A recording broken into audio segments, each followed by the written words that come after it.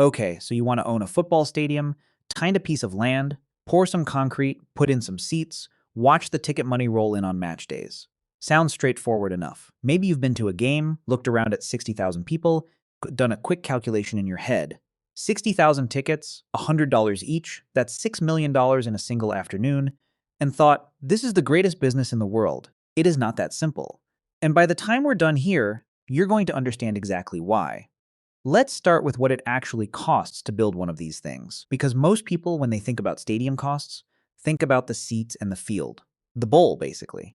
What they don't think about is the land, the underground infrastructure, the retractable roof, the high-density Wi-Fi system, the luxury suite kitchens, the LED display systems, the security camera network, the subterranean parking structures, and the highway interchanges your city government is going to make you fund as a condition of getting planning permission. SoFi Stadium in Los Angeles, home of the Rams and the Chargers, opened in 2020. It cost $5.5 billion dollars. Not a typo.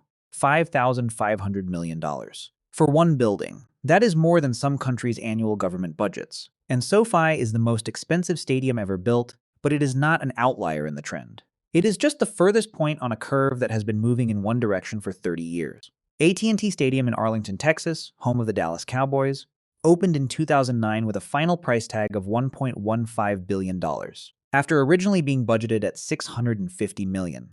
MetLife Stadium in New Jersey, where the New York Giants and Jets play, cost $1.6 billion when it opened in 2010.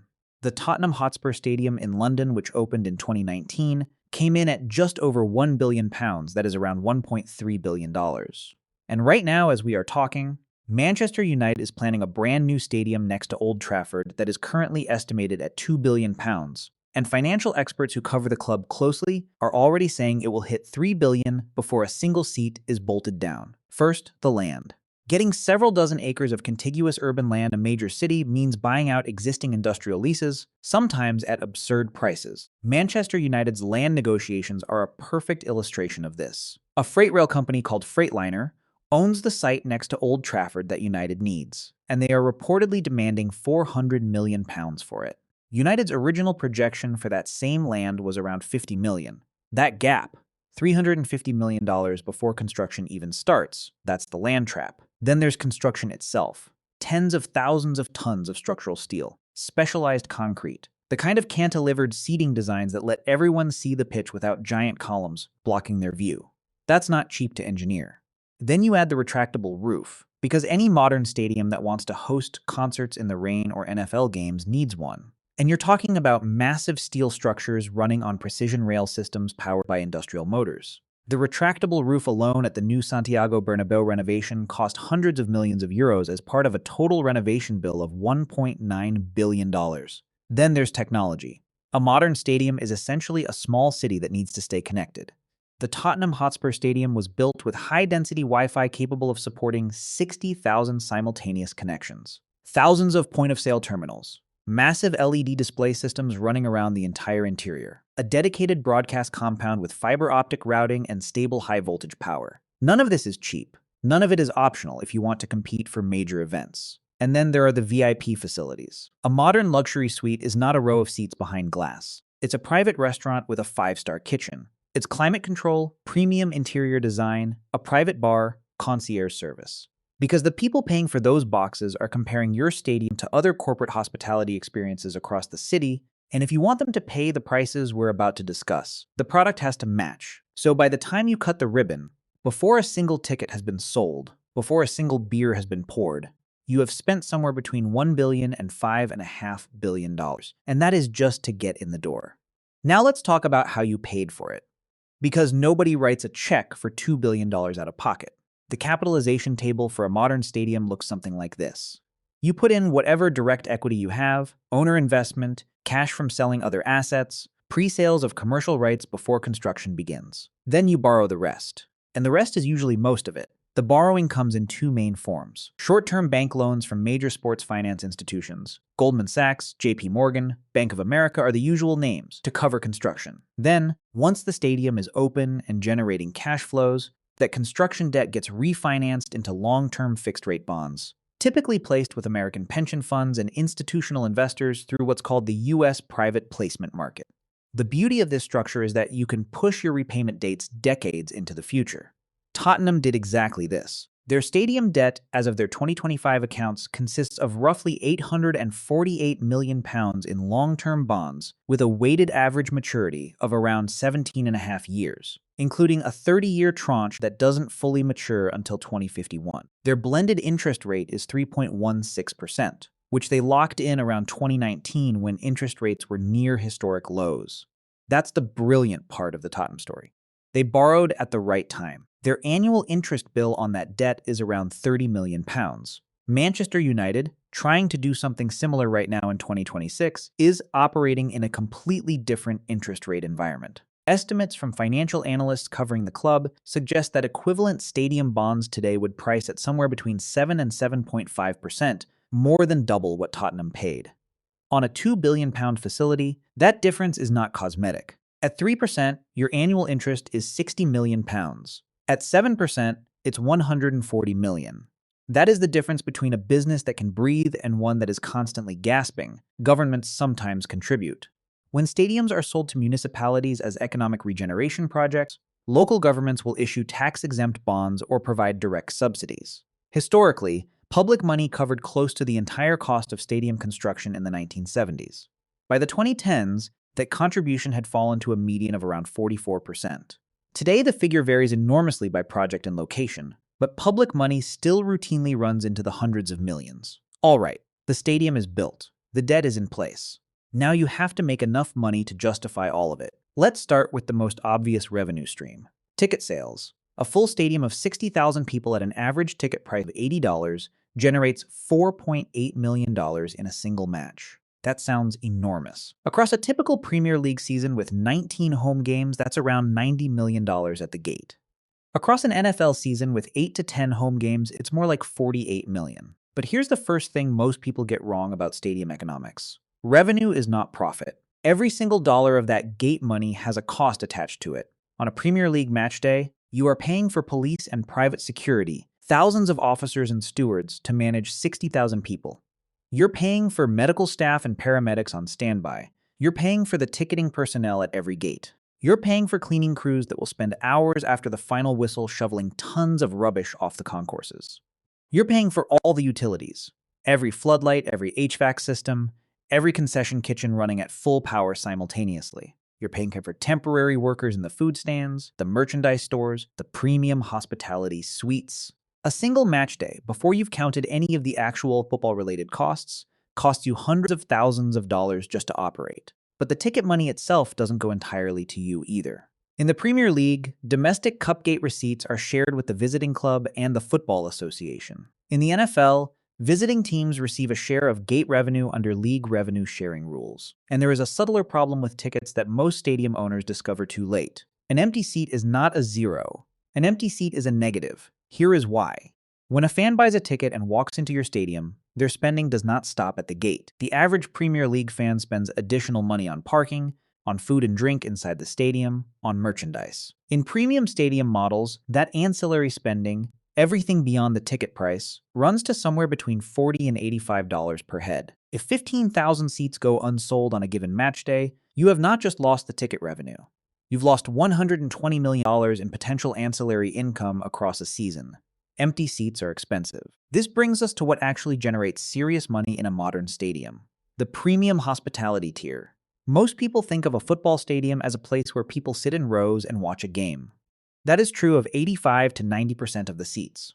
But the other 10 to 15%, the luxury boxes, the premium hospitality lounges, the VIP club memberships, a tiny slice of the building generates roughly half of the total ticketing income. The math on this is extraordinary. A general admission ticket at Arsenal's Emirates Stadium might cost £80 for a Premier League match.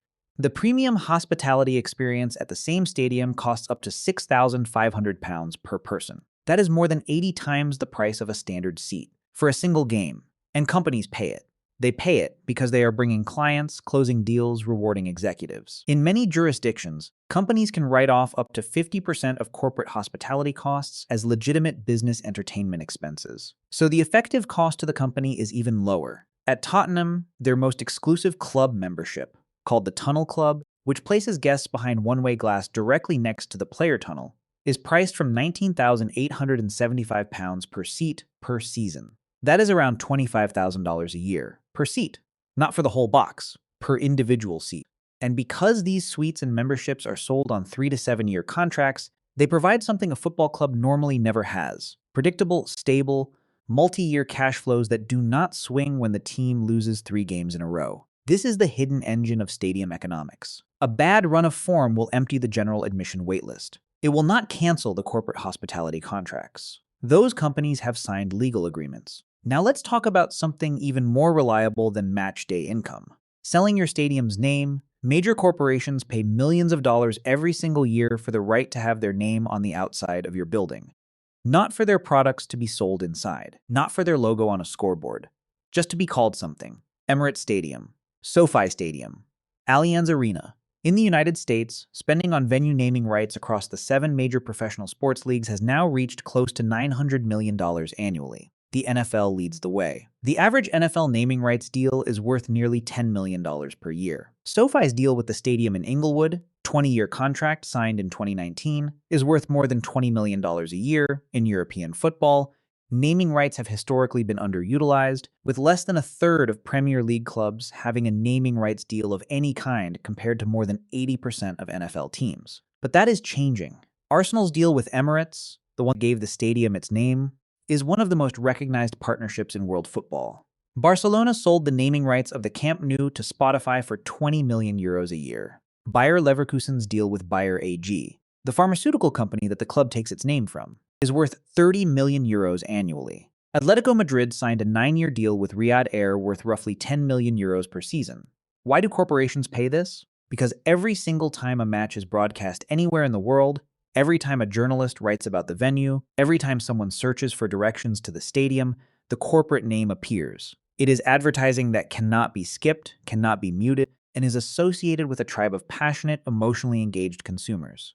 Valuation analysts at Kroll estimated that Old Trafford's naming rights, if sold today, would be worth around $16.7 million per season, and that a brand new stadium on the same site could command close to double that. That is money that hits your bank account regardless of whether your team wins a single game. But we need to talk about what happens inside the stadium that is not football, because this is where the modern stadium model actually separates the winners from the losers. A traditional football stadium is dark about 340 days a year. 19 home league games in the Premier League, a few cup games, maybe some European nights. Call it 25 to 30 days of actual football. For the remaining 335 days, you still own a massive building with enormous running costs and a debt obligation that does not pause because there is no match today. The smartest stadium operators in the world figured out the solution to this problem. Turn the stadium into something that generates revenue every single week of the year. Concerts. The Tottenham Hotspur Stadium has become one of the United Kingdom's most significant large-venue concert destinations. Their 2025 financial results revealed that income from non-football events, including concerts, NFL games, and boxing, reached £77.3 million in a single year. To put that in context, Chelsea Football Club's total football matchday revenue for the same period was £80 million. Spurs generated almost as much from concerts and NFL games as Chelsea made from all their football matches combined. Wembley Stadium, the national stadium of England and the largest in the United Kingdom, provides another useful benchmark. In the year to July 2025, Wembley hosted 42 major events, including 15 concerts. Their corporate hospitality product alone generated £39.8 million. Events revenue across all 42 occasions generated £74 million on top of that NFL games in the UK. This is something worth understanding. The NFL has played regular season games at the Tottenham Hotspur Stadium since 2019. Tottenham Stadium was designed from the ground up to accommodate American football. It has a separate synthetic turf surface that rolls out from beneath the natural grass pitch. That design decision, which cost a significant amount up front, now generates tens of millions of pounds per NFL season in hosting fees, hospitality, and commercial partnerships. Boxing. The stadium boxing model places a ring in the center of the pitch and sells tickets to every angle. Capacity for these events often exceeds the standard football configuration. The commercial return per event is substantial, but there is a cost to all this versatility that people rarely discuss. When you host a concert in a stadium built for football, the heavy staging equipment and tens of thousands of concertgoers standing on the turf will destroy it. The solution is a retractable pitch. The Tottenham Hotspur Stadium moves its natural turf on 3 steel trays, each weighing thousands of tons, which slide beneath the south stand when the pitch needs to clear for another event. The Santiago Bernabeu's system lowers the turf in 6 sections into a climate-controlled underground chamber 25 to 30 meters below the playing surface. Equipped with its own grow lights, ventilation, and irrigation system, these are engineering masterpieces. They are also the reason that Real Madrid, in the 2 seasons after installing their retractable pitch, saw 7 of their core first-team players suffer serious knee injuries. The rigid steel plate beneath the shallow turf substrate does not absorb rotational force the same way a deep natural soil profile does. The injury science is contested, but the pattern is documented. Then there are the running costs that nobody thinks about until they own the building. A modern stadium uses between 7 and 15 million kilowatt hours of electricity per year. On a single match day, it burns through 50,000 to 70,000 kilowatt hours in roughly 10 hours, equivalent to the monthly electricity consumption of 60 average homes compressed into a single afternoon. The HVAC systems alone, heating and cooling the seating bowl, the luxury suites, the concourses, and the locker rooms, represent 35 to 45% of total energy consumption. The floodlights are another 15 to 20%. And then there's the scoreboard, the Wi-Fi network, the point-of-sale systems, the broadcast compound, concession stand refrigerators, all running simultaneously the grass.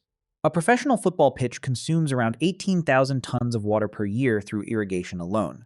Because stadium stands cast enormous shadows over the pitch, blocking natural sunlight, groundskeepers deploy massive artificial grow lighting rigs, industrial-scale arrays of high-powered LED lights that are wheeled onto the pitch and run continuously through winter months to keep the grass alive.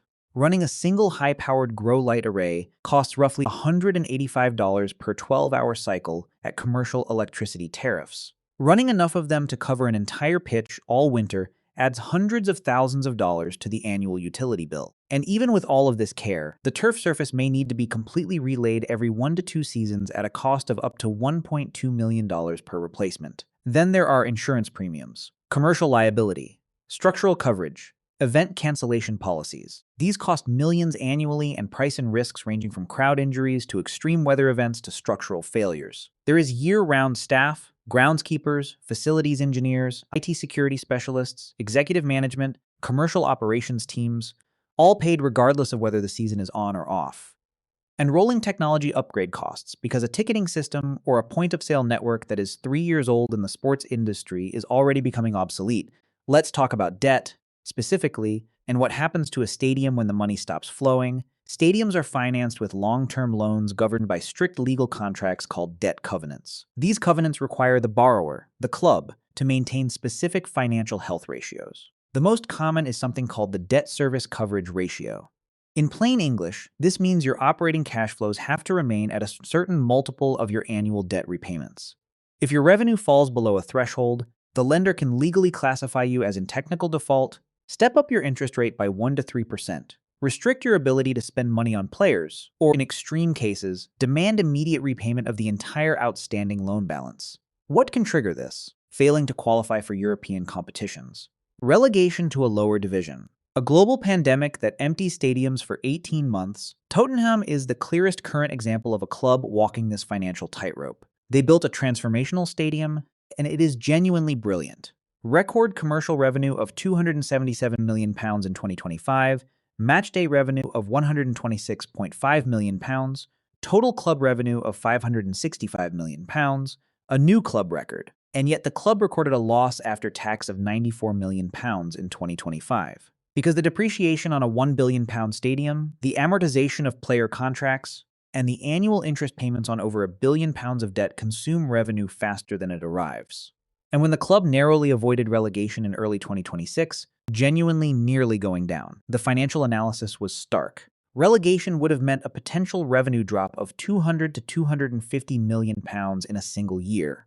On a club that already has over £1 billion of debt, Manchester United is planning to build something even larger. Their projected new stadium, 100,000 seats, is expected to cost somewhere between £2 and £3 billion. Their current total net debt is already over £1 billion. Their annual interest payments on existing debt already exceed £30 million. Analysts covering the project estimate that the interest on the stadium debt alone, at current market rates, would be approximately 130 to 150 million pounds per year, every single year, before the stadium earns a single dollar. Their current total operating cash flow does not cover that. Valencia's half-built new Mestalla Stadium is the nightmare scenario made visible. Valencia began construction in 2007. They ran out of money in 2009 and stopped. A concrete skeleton sat abandoned in the middle of Valencia for 16 years. A monument to how badly this can go wrong. Construction only resumed in January 2025 after a complex $345 million rescue financing package arranged by Goldman Sachs and La Liga. The stadium is now scheduled to open in 2027, 20 years after the first shovel went in. Here is what the economics actually look like when they work and when they don't, the optimistic scenario. Your stadium is in a major global city, London, New York, Los Angeles. You have a strong team in the top division, generating European competition revenue on top of domestic broadcasting distributions.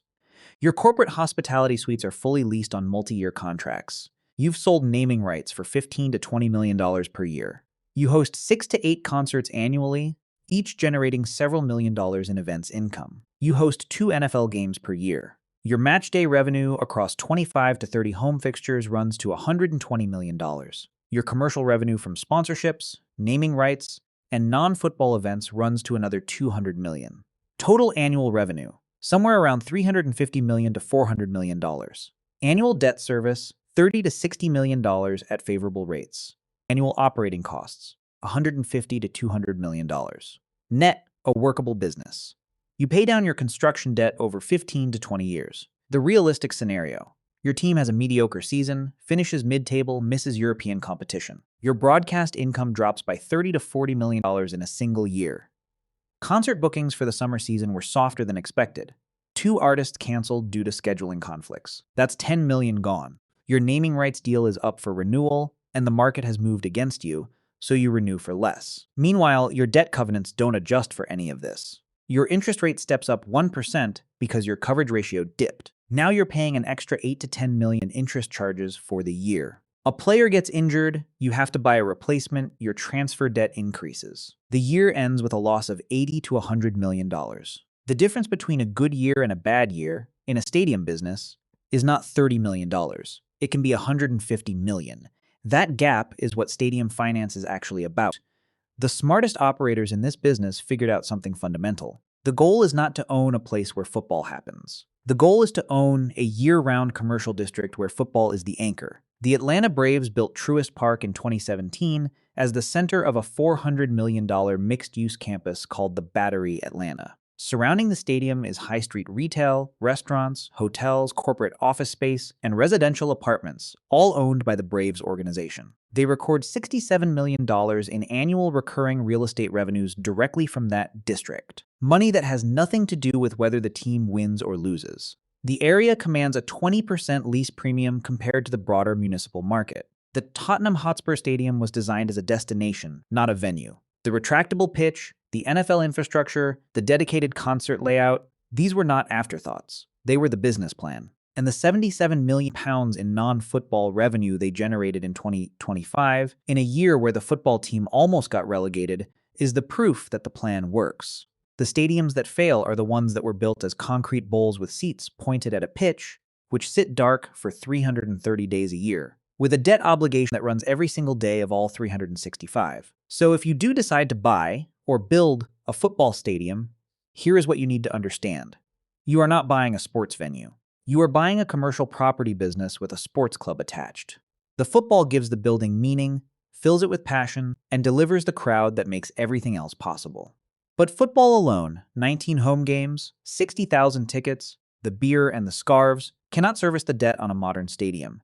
You need the concerts, you need the naming rights, you need the VIP suites on 7-year contracts, you need the NFL, the boxing, the tourism revenue, the year-round real estate around the perimeter. Get those right, and the stadium is a machine that prints money in ways that no football result can touch. Get them wrong, and you own an extremely expensive building that is empty more than 90% of the year, with a lender on the phone asking about your coverage ratio. The 90 minutes of football that everyone comes to see? That's just the opening act.